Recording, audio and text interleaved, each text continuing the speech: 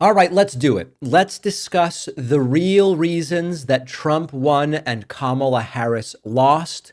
We've now had enough time to think through in detail what happened on November 5th. Before I dive in, I think it's important to mention that there is really no single reason that Harris lost. A lot of discussions about this look for the one reason, and that framing is just completely wrong. In a country of 340 million people, you're off base if you're looking for one tidy little reason that Kamala Harris lost. Elections are messy, multi-layered, shaped by a complex web of events. Some of them are public, some are hidden behind the scenes. Think back to Hillary Clinton in 2016 when she lost.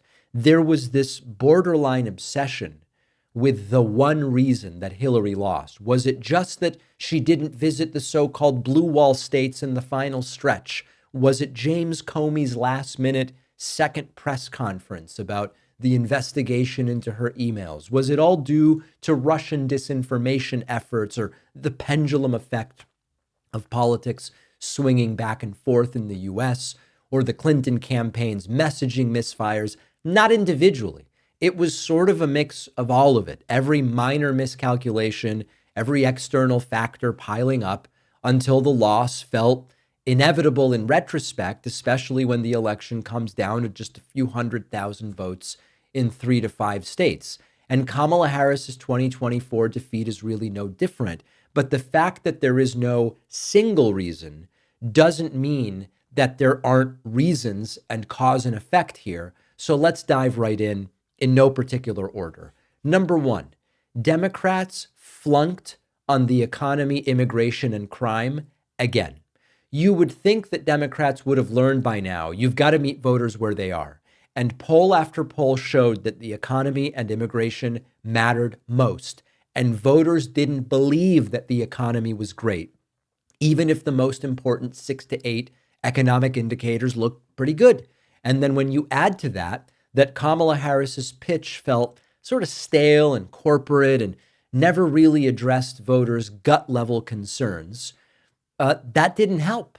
Then on immigration, she really let Trump define the conversation and just sort of tagged along saying she'll do some of what Trump says need to be done on the border, but other parts are mean and inhumane, which of course they are, but it didn't really put together a proactive vision. And then on crime, there was not the feeling that the Harris campaign was taking voter concerns about crime seriously enough. Of course, we all know that the crime narrative is riddled with xenophobia and racism and lying about crime data. We know that. But Trump defined the issue. Harris did not rise to the occasion. So economy, immigration, and crime messaging failed. Didn't cut it. Number two, there has been global anti-incumbent mood since the pandemic. There was an anti-establishment wave that hit governments globally after COVID.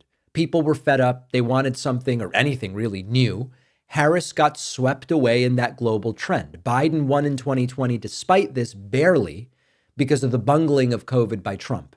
But now without Trump in power, the anti-incumbent mood did not help Kamala Harris. Now, to be clear, I don't believe Trump was destined to win. Trump's win was not inevitable. The race was winnable.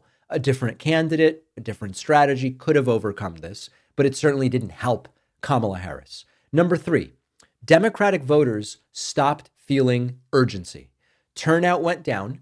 That tiny percentage arguably was the difference. With Trump out of the White House, Democratic voters got complacent. They thought the crisis was over. They stayed home. And Trump's base turned out hungry for the revenge that Trump was promising. Now, again, the Harris campaign did try to make this seem insanely urgent. I believe it was very urgent, but voters didn't buy it. And ultimately, that's what matters. And also on policy, there wasn't really a serious vision. I mean, if I ask you, what was Kamala Harris's signature policy? Some tax credits for first-time homebuyers, or the $50,000 tax deduction for startups, which most people will never take advantage of. If you asked 10 Democratic voters, would even 2 of them answer that question the same way? What was Kamala Harris's defining policy or couple of policies? Democrats should study the 2008 Obama campaign when they made big, inspiring promises, many of which were not fully realized, as is the case with any campaign. Harris didn't have those sort of vision policy ideas. She highlighted the threat of Trump, which is important. She offered incremental reforms that most people either didn't understand or care about, and it just didn't land. Number 4, we do have a sort of pendulum that swings in American politics. History repeats. Democrats win a cycle, Republicans win a cycle. Sometimes there's a couple in a row. And the naive belief that one victory secures a permanent majority may have led Democrats to think we've got this locked down. We looked at this in detail, actually, last week or 2 weeks ago in my segment about winners think they will never lose again, and yet they always do. Number 5, personality trumped policy again. Kamala Harris's platform on paper arguably was more popular, but voters to a great degree chose the vibe of the campaign over a bullet point plan. And for all of his flaws, and he's got many of them, Donald Trump came off as more authentic to some, as absurd as that is. Harris did seem too scripted and too cautious. The Kamala Harris that I met before the last State of the Union in D.C. is not the same Kamala Harris that was there in the speeches, which seemed cautious and rehearsed, and it did not land. Trump's economic messaging really hit home. Trump knows how to simplify. Part of it is he probably thinks simply. Part of it is he doesn't really have the language to do anything but speak simply. And he painted himself as the guy who gets it, who feels your pain. And on the other hand, Kamala Harris had this kind of careful, moderated approach, and it didn't resonate. Now, the irony is the Democrats still manage the economy better by the numbers. You all know the data. We've looked at it. But that message was essentially nowhere. And the half-hearted claims, the economic jargon, when Trump was just like, I got this, I understand that I'm going to do it, even though Trump, of course, is completely disconnected from the economic problems of the average person in a way that Kamala Harris personally at least used to know much more. But the messaging didn't make that clear. We should mention as one of the causes of Harris's loss and Trump's win is the right-wing dominance in alternative media. This is not the whole, if she had done Rogan, she would have won thing. It's just the reality that between podcasts and streaming platforms and social media spaces, Republicans did much better there. Hard to argue it any other way. And a lot of Democrats continue to chase the old school media. We've talked about kind of our run-ins with that. And Trump is speaking directly to voters in their sort of digital backyards. He's hanging out for hours in what are clearly unscripted moments, and it came off way better. The border czar trap probably helped Harris a little bit. Biden tied Kamala Harris to the border issue, and there was really no clear win there. And it ended up being sort of a political suicide. There were voters who saw her as failing at a key challenge, even if the job description of border czar doesn't ever really match the assumptions, and that did hurt her. Biden staying in the race was a catastrophe. Biden was supposed to pass the torch. He didn't. He forced Kamala Harris to inherit the baggage. She was tethered to his record. She, in many interviews, said, I'm not really going to say what I would do differently because that would look bad. That made her a target. And then one disastrous Biden debate with Trump later, the entire Democratic establishment looked shaky, and she inherited it. Now, a couple of kind of BS explanations that I don't think are valid.